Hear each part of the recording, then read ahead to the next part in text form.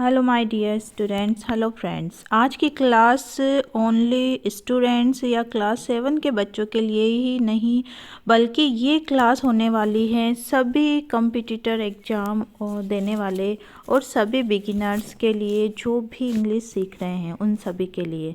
क्योंकि आज हम जो चैप्टर शुरू कर रहे हैं, इस चैप्टर में बिफोर यू रीड और ऊपर ये जो मैंने है ये पहले ही अपनी पहली क्लास में एक्सप्लेन किया है और आज हमारा सेकंड क्लास है इसी चैप्टर को लेके। और चैप्टर स्टार्ट हो रहा है आज।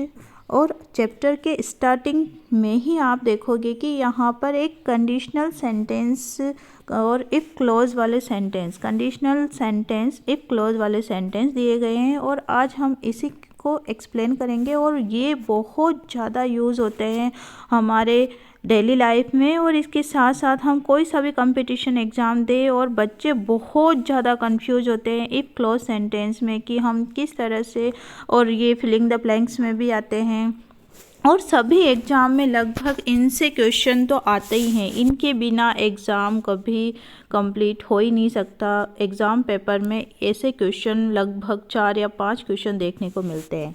तो यहाँ पर मैं आप लोगों को पूरा एक्सप्लेन करूँगी क्योंकि ये छोटी क्लासों के अंदर ही आ जाता है और बच्चे जब छोटी क्लासों में होते हैं तब ध्यान से पढ़ते नहीं हैं, सभी कोई नहीं पढ़ता है क्लासों में तो, और फिर बाद में कंपटीशन एग्ज़ाम के टाइम पे याद आता है अब क्या करें और फिर और बहुत ज़्यादा कंफ्यूज होते हैं। तो आप लोगों के लिए तो अच्छा है, आप यहीं पढ़ लीजिए। अब यहाँ पे देखिए, the thought came to certain है, सर्टेन बोलते बहुत सारे बच्चे गलत है, इसका प्रोनाउंसिएशन होता है सर्टन, ठीक है।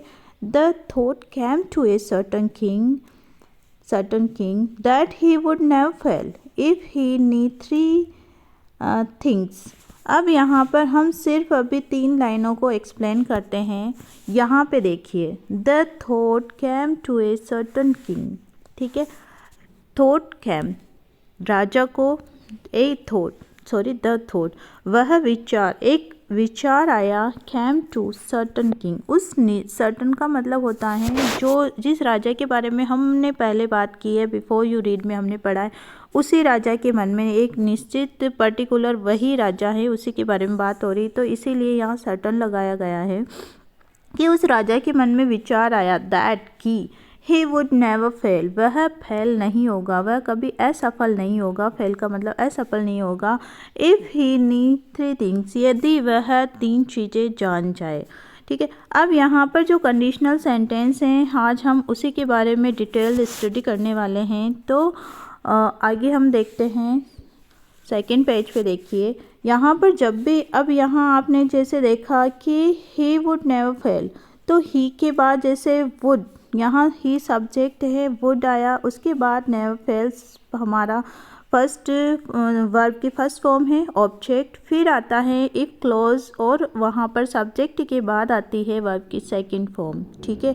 जैसा कि हमने यहाँ पे देखा है, if he need 3 things, if he need 3 things, यदि वह जान जाए वह 3 चीज़ें, ही वुड नेवर फेल, तो वह फेल नहीं होगा। और इसी क्लोज को अगर इफ़ क्लोज पहले आ जाता है, इफ़ पहले क्लोज में आ जाता है, इफ़ सब्जेक्ट और वर्ब की सेकंड फॉर्म ऑब्जेक्ट, तो यहाँ पर सब्जेक्ट और वुड वाला पीछे, कुल मिला के सेंटेंस वही है इफ़ क्लोज वाला, और इसके साथ वुड और फर्स्ट फॉर्म इधर आती है। अगर इफ़ के बाद अगर सेकंड फॉर्म है तो इधर वुड प्लस वर्ब की फर्स्ट फॉर्म आएगी, ठीक है।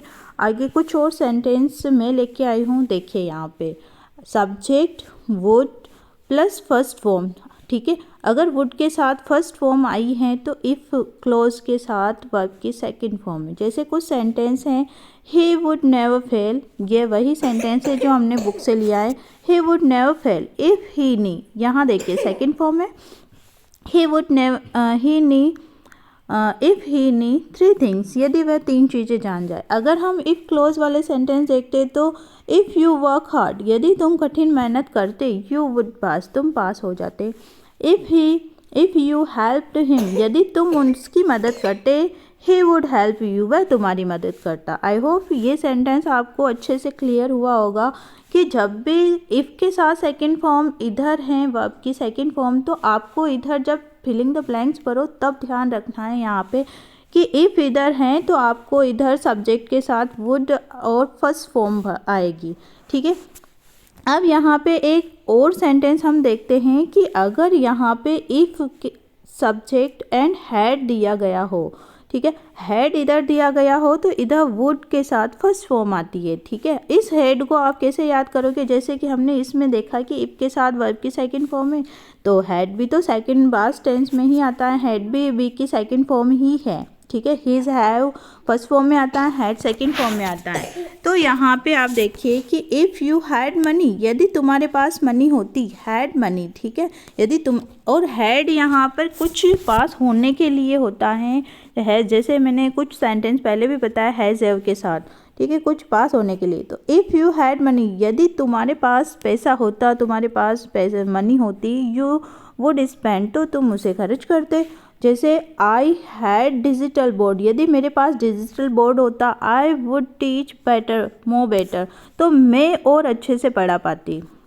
जैसा कि अभी मैं सिर्फ और मोबाइल से ही यूज़ करके पढ़ा रही हूँ ताकि आप लोगों को थोड़ा अच्छे से क्लियर समझ में आ जाए, क्योंकि वाइट बोर्ड पर, ब्लैक बोर्ड पर थोड़ा दूर पड़ता है, सेंटेंस क्लियर नहीं दिख पाते हैं, इसीलिए थोड़ा मैंने इस तरह से पढ़ाना स्टार्ट किया है।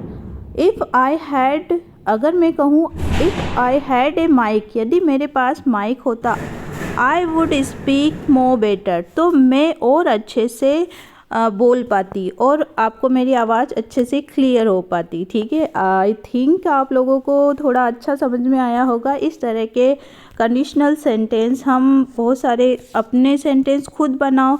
अगर आप लोगों को ऐसे सेंटेंस याद करने में दिक्कत होती है, बहुत सा जब हम वो कंपटीशन एग्ज़ाम के लिए तैयारी करते हैं तब याद करने में दिक्कत होती है, तो मेरा यही कहना है कि आप लोग ऐसे सेंटेंस को खुद अप्लाई करो, अपनी बहुत सारी कंडीशन अपने मन से खुद सेंटेंस बनाओ और इस ऐसे स्ट्रक्चर के ऊपर बार बार अप्लाई करो, तो अपने आप ऐसे स्ट्रक्चर सेंटेंस याद होते जाएंगे कि हमें इधर हेड लगा हुआ है तो इधर वुड प्लस फर्स्ट फॉर्म भरनी है, वो उसमें आता है आप लोगों के फिलिंग द ब्लैंक्स में, तो उसमें बहुत ज़्यादा ध्यान रखना पड़ता है, क्योंकि एक वर्ब की फर्स्ट फॉर्म सेकंड फॉर्म की जगह इधर उधर लगा दी नहीं कि आपके नंबर कट जाएंगे। तो ये आप विशेष तौर पे ध्यान रखिए और इनके साथ प्रैक्टिस करते रहे, ठीक है। आगे देखिए, हमारा कुछ और क्लॉज है या मतलब कुछ और स्ट्रक्चर है। If plus subject plus verb की फर्स्ट फॉर्म, अगर इफ़ के साथ वर्ब की फर्स्ट फॉर्म आती है, ये ध्यान रखिए आप इधर कि इफ़ है, इधर वर्ब की फर्स्ट फॉर्म है, तो इधर क्या आएगा, विल के साथ फर्स्ट फॉर्म, ठीक है। जैसे मैं कहूँ इफ़ यू हेल्प मी, यदि तुम मेरी हेल्प करते, आई विल हेल्प यू, मैं तुम्हारी मदद करती, ठीक है। If you come on the stage, देखो यहाँ कम है, if you come on the stage, यदि तुम स्टेज पे आते, यू विल बिकम कॉन्फिडेंट, तो तुम कॉन्फिडेंस बनते, ठीक है। If you come on the stage, यहाँ फर्स्ट फॉर्म है, इधर विल के साथ फर्स्ट फॉर्म है, if you come on the stage you will become confident, if you help me I will help you. I think ये close अच्छे clear हो गया होगा। आगे देखिए, ऐसा ही एक, जैसे हमने उसमें हैड था, इसमें हैज़ है, ठीक है। यहाँ जैसे फर्स्ट फॉर्म में, उधर सेकंड फॉर्म थी, इधर फर्स्ट फॉर्म। याद करने के लिए आप इनको एक बार अच्छे से लिख लीजिएगा और लिख के चाहे आप ये थोड़ा पुश कर करके लिख लीजिएगा वीडियो को, तो इससे आपको अच्छा क्लियर हो जाएगा। हैज़ है, इधर विल के साथ फर्स्ट फॉर्म है, ठीक है।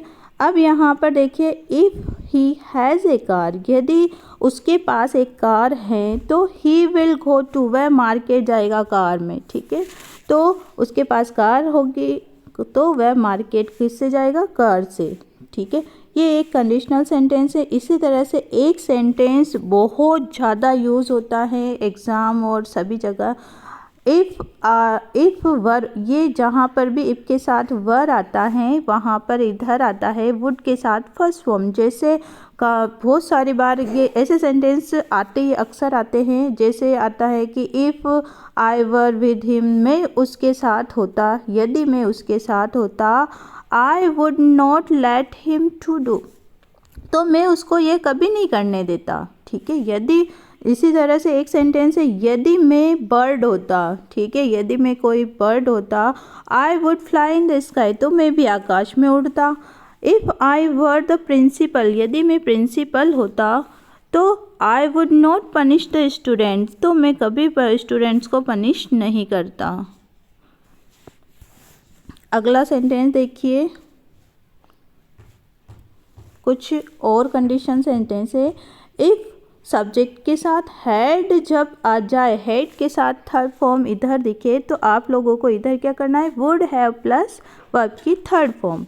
ठीक है, इफ़ यू हैड टाइम, यदि तुम्हारे पास समय होता, you would have come here, you would have come here, तो तुम्हें, इफ़ यू हैड टाइम, यदि तुम्हारे पास समय होता, यू वुड, तुम्हें आना चाहिए, आना था वहाँ पर, तुम्हें यहाँ आना चाहिए था। ठीक है, इफ़ यू हैड स्पोकन, यदि तुम बोल पाते, you would have learn it, तो तुम अच्छे से सीख पाते। ठीक है, यहाँ पर कुछ सेंटेंस होते हैं कि यदि तुम ऐसा कर पाते तो तुम अच्छे से सीख पाते, यदि तुम अच्छे से बोल पाते तो तुम अच्छे से सीख पाते। तो हैड टाइम, हैड स्पोकन, यहाँ पर हैड जब आता है तो इधर आता है वुड हैव थर्ड फॉर्म। यदि डॉक्टर समय पर आ जाता तो पेशेंट बच जाता, तो if the doctor had come on the time, ठीक है, if the doctor had come on time the patient would have saved, तो पेशेंट बच जाता। ठीक है, इस तरह से ये कंडीशनल सेंटेंस है। इसी तरह से एक और कंडीशनल सेंटेंस हमारा है कि सब्जेक्ट के साथ अगर could have plus third form आती है, तो यहाँ इधर आता है सब्जेक्ट के साथ दूसरे क्लोज में should have plus third form आती है। ठीक है, if you could have made food, you should have made, मतलब कि यदि तुम्हें खाना बनाना आता तो तुम्हें खाना बनाना चाहिए था। यदि तुम्हें आता है खाना बनाना तो तुम्हें बना लेना चाहिए था, तुम बना सकते थे खाना, तो तुमने बनाना चाहिए था ना। तो जैसे हम किसी को बोलते हैं कि तुम भूखे क्यों रहे, तुम्हें बना सकते थे खाना, तो तुम्हें बनाना चाहिए था। तो यहाँ कुड हैव जब भी यूज़ होता है तो तुम बना सकते थे खाना, तो तुम्हें बनाना चाहिए था। If you could have made food, you should have made. जैसे कि और अदर सेंटेंस हैं, if you could have come there, तुम वहाँ आ सकते थे। ठीक है, मैं जैसे चली गई किसी दूसरी जगह, फिर मैं कहूँ कि if you have come there, तुम वहाँ आ सकते थे। ठीक है, इफ़ यू कम देयर, तुम आ सकते थे। ठीक है, आ सकते थे लेकिन नहीं आए। You should have come there, तो तुम्हें वहाँ आना चाहिए था। ठीक है, इधर आएगा आना चाहिए था, यहाँ पर आएगा चाहिए। ठीक है, तो if you could have come there, you should have come there. If you could do this work, यदि तुम यह काम कर सकते थे तो तुम्हें ये काम करना चाहिए था ना। तो if you could do this work, you should have done this work. तो आई होप ये सेंटेंस आपको अच्छे से क्लियर हुआ होगा कि किस तरह से, मुझे पता है कि एक दिन में या एक बार में देखने से याद नहीं होगा, आप इस वीडियो को 2 या 3 बार स्किप करके, मतलब वापस इसको रिपीट करके देखिए। ठीक है, और पुश करके एक बार इनको अच्छे से सेंटेंस को लिख लेना, तो अच्छे से क्लियर हो जाएगा, और 2-4 बार प्रैक्टिस करोगे फिर जाके अच्छे से क्लियर होगा। तो आगे देखिए, यहाँ पर जैसे हमने यहाँ से यहाँ तक क्लियर कर लिया है। हमारी से बुक की आज 3 लाइन हुई है, कोई बात नहीं, हम ऐसे धीरे धीरे पढ़ेंगे, और इसके साथ ही हम पूरी ग्रामर में जो चीज़ें हमारे बुक में आती जाएगी उसको हम आगे से आगे पढ़ते रहेंगे। आगे लिखा हुआ है these 3 things were। ठीक है, these 3 things were, ये 3 चीज़ें क्या थी, और इन 3 चीज़ों के बारे में हम अगले सेंटेंस में हमारे पास WH वर्ड के कुछ क्वेश्चंस आने वाले हैं। यहाँ पर आप देख सकते हो जैसा कि इस चैप्टर में, और एक मिनट क्लियर कर देती हूँ, उससे अच्छे से दिखेगा।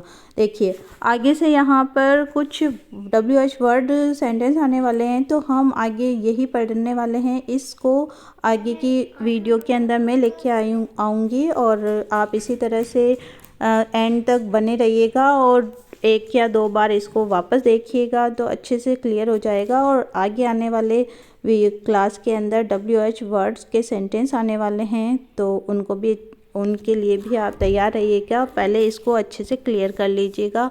Thank you. मम्मी